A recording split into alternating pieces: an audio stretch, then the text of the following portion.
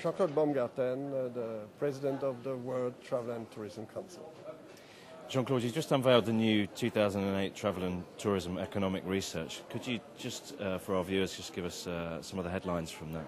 Well, bottom line is that we are not going into a recession in travel and tourism.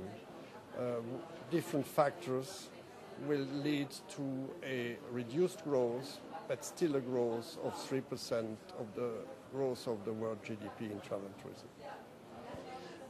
Are you optimistic about the way in which the travel industry will receive this news? Yes. You know, we are a private sector driven organization.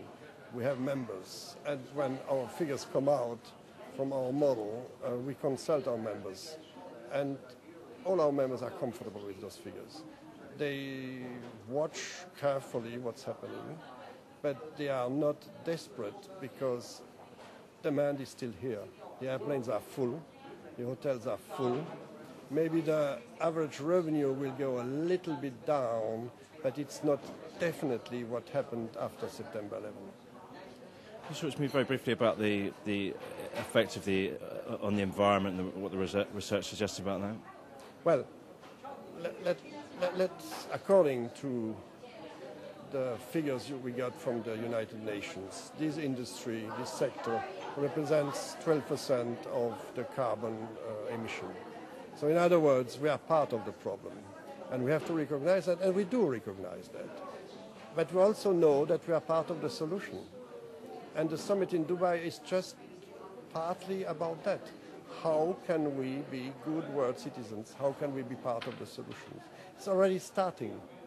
It's not going to be done overnight, but you would be amazed how hotels, how airlines, how tour operators have included in their management way to do things environment.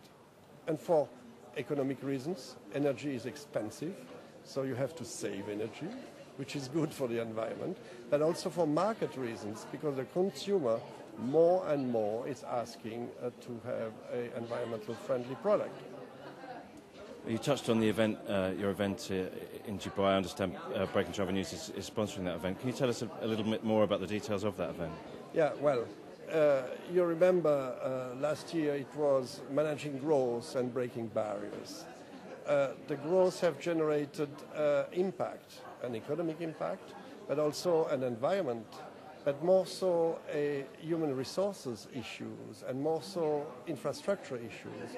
So in other words, what we want to do during that day and a half is in our unique format in the round to discuss those issues, to get a consensus out of those issues. We are never come out with recommendations. We hate laws, we hate rules, but we love consensus.